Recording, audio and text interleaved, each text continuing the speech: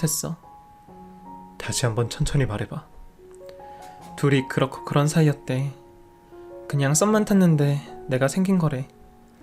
근데 그 과일 장수가 유부남이었다고 했어. 그래서 사귀고 있던 아빠랑 갑작스럽게 결혼하기로 했다고. 난 그렇게 들었어. 난 무조건 아빠 편이야. 난 아빠도 이 사실을 알아야 한다고 생각해서 말해주는 거야. 딸의 의미심장한 말에 저는 머리가 복잡해지기 시작했습니다. 헛소리라기엔 너무나 상황이 정확해서 믿지 않을 수가 없었어요. 그렇지 않고서야 20년 전 과일 장수를 우리 딸이 어떻게 알고 있었을까요? 딸은 그렇게 혼자서 공시렁거리더니 탁자에 픽 하고 엎어져 쿨쿨 자기 시작했습니다. 딸이 잠에서 깰 때까지 저는 고통을 느끼며 기다렸어요. 딸이 일어나서 모든 게 사실이 아니라고 그냥 해본 헛소리라고 말해주길 기다렸습니다. 하지만 2시간 후 딸은 일어나더니 제 눈을 마주치지 못하더라고요. 너 아까 한 말 기억나? 왜 그런 말 했어? 그게 진짜야? 아빠, 나 머리가 좀 아픈데 집에 가면 안 될까? 그 말을 꺼내놓고 회피하겠다고? 당장 말해. 네가 알고 있는 게 뭔데? 딸은 다시 울기 시작하더니 저에게 아빠, 진짜 미안해 하더라고요. 네 엄마가 그런 말을 했어? 임종천에? 나한테 출생의 비밀이 있대. 나도 처음에는 농담인 줄 알았어. 그런데 내가 친자가 아니라고 하더라. 그래서 누구 친자가 아니냐고 꼬치꼬치 깨물었더니 과일 장수 얘기를 꺼냈어. 과일 장수. 그래도 친부는 알아야 하지 않겠냐는 마음으로 나한테 알려준 게 아닐까 싶어. 그래서 친부 찾아가 봤어? 딱 한 번. 성인 되고 그냥 궁금해서 찾아가 본 거야. 역시나 내 친부로서 자격이 없더라. 형편없는 어른이었어. 애초에 잘못된 만남이었는데 좋은 사람이었겠어? 난 그냥 아빠한테도 알 권리가 있다고 생각해서 말한 것뿐이야. 아빠, 엄마 용서 안 되는 거 알아. 나도 그 말 듣는 순간 너무 혼란스러웠어. 초등학생인 내가 그 말을 들었을 때 얼마나 놀랐겠어. 엄마한테 너무 실망했었어. 그럼 여태껏 나를 친부로 생각하지 않은 거야? 아니야. 아빠는 항상 나한테 아빠였어. 그냥 부정하고 싶었나 봐. 내가 아빠의 핏줄이 아니라는 걸 나도 모르게 잊어버리고 싶었던 거였어. 그래도 말을 했었어야지. 알아. 나도 말했어야 했다는 거 알지만 차마 용기가 나지 않았어. 엄마가 나한테 무거운 죄책감을 안겨주고 떠난 거야. 그래서 원망도 많이 했고 나도 힘들었어 진짜. 솔직히 말하면 엄마가 잘못 저질러 놓고 나한테 책임을 떠안고 혼자 떠난 거잖아. 어쩐지 내가 아빠를 안 닮았잖아. 심지어 엄마조차 닮지 않아서 내가 누굴 닮았나 했어. 나 엄마 딸은 맞긴 한 거야? 아빠 나 태어났을 때 병원 못 왔다며.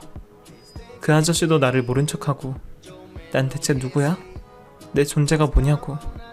저는 그 자리에서 딸에게 그놈이 있는 곳을 물어봤습니다. 그리고 일어나 밖으로 나갔죠. 아내를 위해 딸을 열심히 키웠는데 그 딸이 제 친자가 아니라는 게 너무 믿기지 않았습니다.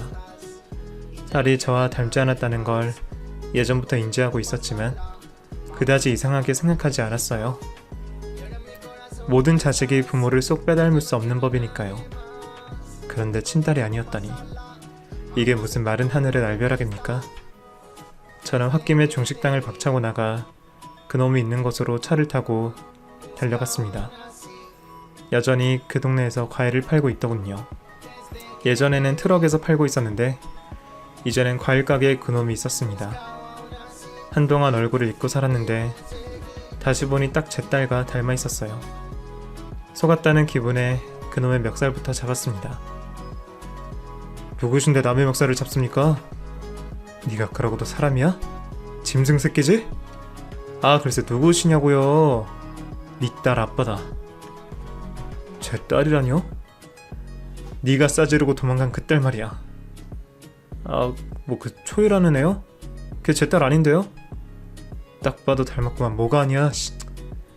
그냥 지들끼리 착각하는 거예요. 제 딸이었으면 제가 알죠. 에? 저는 그놈의 얼굴에 주먹을 날렸고 그놈은 바닥에 쓰러졌습니다. 딱 봐도 지 딸인데 부정하는 게 너무 못나 보였거든요. 그렇게 살고 싶냐? 적어도 양심적으로 맞으면 맞다고 해야지. 당신 와이프 이름도 얼굴도 기억 안 나요. 딴 데서 애 임신해놓고 나한테 뒤집어 씌우는 거 아니냐고요. 에? 저도 억울합니다. 남의 가정 파트 내지 마시고 썩 나가세요. 니놈 하나 때문에 우리 가정의 평화가 완전히 박살났어. 어떻게 책임질 거야?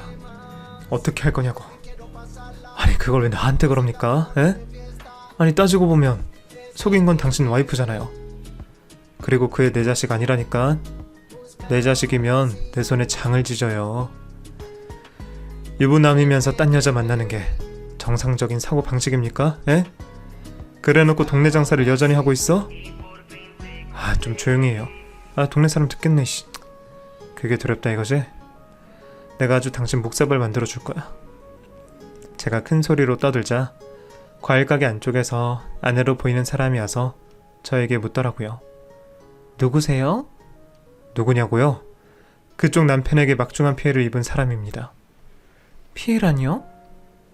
이놈이 제 와이프 임신시켜놓고 아니라고 내뺍니다. 네? 저는 여태껏 속았단 말입니다. 그쪽도 남편에게 혼의 자식이 있는지 모르셨겠죠. 제 마음이 진짜 참담합니다. 저는 그 아내에게 핸드폰 속 제 딸의 사진을 보여주었습니다.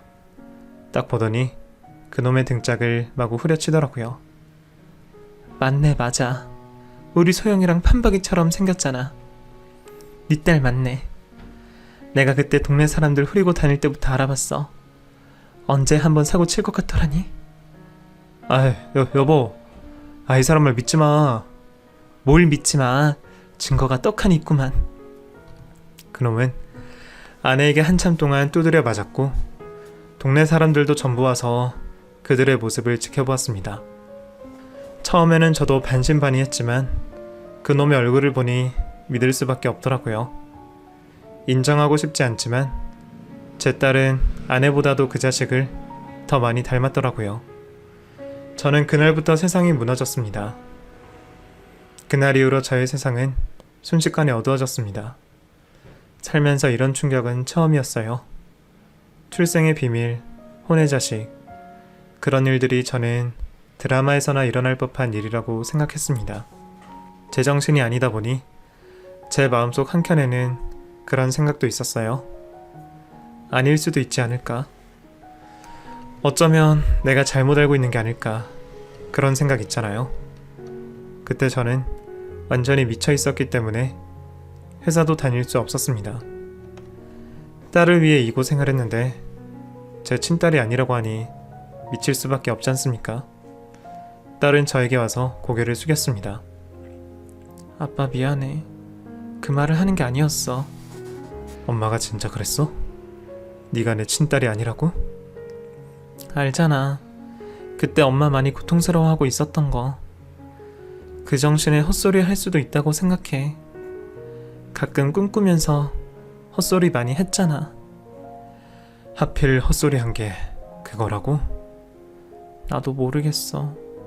아빠, 내가 진짜 술김에 한 얘기라고 생각해주면 안 될까? 나도 사실 그 말을 믿고 싶지가 않아. 확실하게 하고 싶어. 뭘? 네가 내 친딸이 맞는지 아닌지 확실하게 알고 싶다고. 지금 와서 그게 무슨 소용이야. 유전자 검사하자. 아빠, 그러지 말자.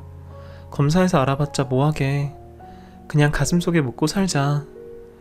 저는 거부하는 딸을 뿌리치고 제 머리카락과 딸의 머리카락을 유전자 검사업체에 보냈습니다. 결과를 기다리는 내내 마음이 요동치더라고요. 그래도 여태까지는 제 딸이라고 생각하며 키웠는데 그게 아닌 이상 저는 딸의 얼굴을 진심으로 마주할 자신이 없었습니다. 어떻게 해야 할지 고민하던 중 결과가 나왔고 예상했던 대로 딸은 제 친딸이 아님이 밝혀졌습니다. 그 결과를 알게 된 순간부터 딸과 저의 관계는 애매해졌어요. 저는 눈시울을 붉힌 채 딸에게 물었습니다. 나는 너를 제대로 볼 자신이 없다. 아빠, 아빠도 아니지 이제. 나 엄마 딸은 맞아? 이제 모든 걸 못 믿겠어. 내 출생 자체가 부정당하니까 모든 게 힘들어져. 나 엄마 딸도 아닌 거 아니야? 그 아저씨 보니까 내가 엄마를 닮은 게 아니라 그 아저씨를 닮은 거였어. 엄마가 우리를 속였다고. 저와 딸은 그때 충격으로 제정신이 아니었습니다. 서로 말없이 아내가 있는 곳에 갔습니다. 딸은 울먹이며 아내의 무덤을 손바닥으로 치며 소리치더라고요. 왜 말했어? 왜 말했냐고. 그냥 이대로 잘 살게 두지. 왜 그런 말을 해서 혼란스럽게 하냐고. 그리고 딸은 무덤을 파기 시작했습니다. 뭐 하는 거야? 확실히 알고 싶어. 내가 엄마 딸은 맞는지.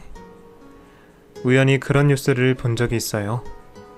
죽어있는 사람의 무덤을 파서 그걸로 DNA를 채취한다는 그 뉴스가 머리 위로 스쳐 지나가더라고요. 요즘에는 기술이 좋아서 안 되는 게 없잖아요.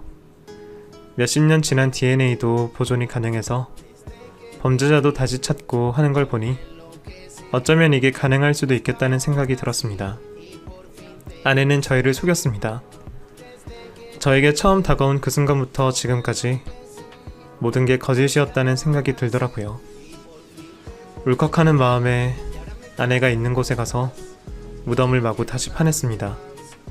하지만 파던 중 허무한 생각이 들더라고요. 모든 게 쉽지 않았습니다. 아내가 살아 돌아오지 않는 이상 원망할 사람도 없었어요. 그날 저와 딸은 무덤을 파다 말고 서로 부둥켜 안고 오열을 했습니다. 밤이 될 때까지요. 다음날 다시 과일 장수 그놈을 찾아가 멱살을 잡고 주먹 다짐을 하며 또 화풀이를 했습니다. 그놈이 지치다 못해 저에게 외치더라고요. 아, 진짜 그만 좀 찾아와요. 에? 그런다고 달라질 게 뭐가 있습니까? 그때 말을 했었어야지. 왜 말을 안 했냐고. 아, 글쎄 낳고 싶다고 했다니까. 알고 있었네. 임신한 거 알고 있었네. 그 여자가 그럽디다. 어릴 때부터 몸이 약해서 임신이 어려울 거라고 생각했는데 임신하니까 너무 좋다고. 그런 사람한테 어떻게 애를 버리라고 할 수 있었겠습니까? 네? 나도 어쩔 수 없었다고요. 좋은 사람 만나서 결혼하길래 그쪽도 다 이해하고 감싸주나 보다 했죠. 내가 뭘 알았겠어요? 그냥 씨만 제공해준 사람인데. 내가 당신 평생 증오할 거야. 안 그래도 벌 받고 있습니다. 다음 달부턴 찾아오지 마쇼. 우리도 누구 때문에 가게 문 닫았으니까. 머리카락 내놔. 유전자 검사하게. 아, 나 좀 가만히 내버려 둬요 좀.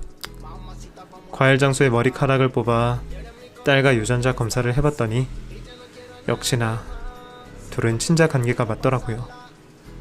그 사실을 안 순간부터 그쪽도 저도 딸도 모두 파멸이었습니다.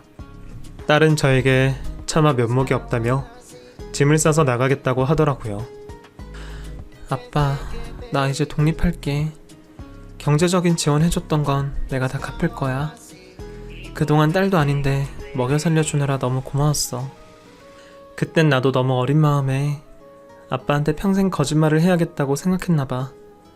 근데 내가 나이가 드니까 진실을 터놓고 싶더라고. 혼자서 엄마 원망 많이 했는데 이제는 내 마음의 짐을 내려놓고 싶었나봐. 이기적이게도 아빠한테 상처를 주고 말았네. 딸이 짐을 싸서 밖으로 나갈 때까지 저는 한마디도 할 수 없었어요. 키운 정도 있지만 제 친딸이 아니라고 생각하니 저도 모르게 주춤하게 되더라고요. 그렇게 딸은 혼자 원룸을 구해다가 살았고 저는 텅 빈 집에서 혼자 살게 되었습니다. 주변에 고민을 털어놓을 친구도 없었어요. 늘 딸만 바라보고 살았기 때문에 그 흔한 친구들 모임에 한 번도 가지 않았거든요. 언젠가 딸을 잘 키운 보답을 받을 줄 알았습니다. 언젠가는 지난 세월을 회상하며 그래도 내가 딸 하나는 잘 키웠지 뿌듯해하며 보람을 느낄 줄 알았는데 저에게 돌아온 건 배신과 상처뿐이었습니다. 대인 기피증이라고 할까요? 저는 그 사실을 안 이후로 몸도 마음도 많이 힘들어서 병원에 상담을 받으러 간 적도 있었어요. 그렇게 조금씩 제 마음을 추스렀습니다. 그러던 중 과일 장수에게 전화가 왔습니다. 받았더니 한숨부터 푹 쉬더라고요. 내가 미안합니다. 생각해보니까 그쪽 마음도 제정신이 아닐 것 같아서 늦게나마 사과드립니다.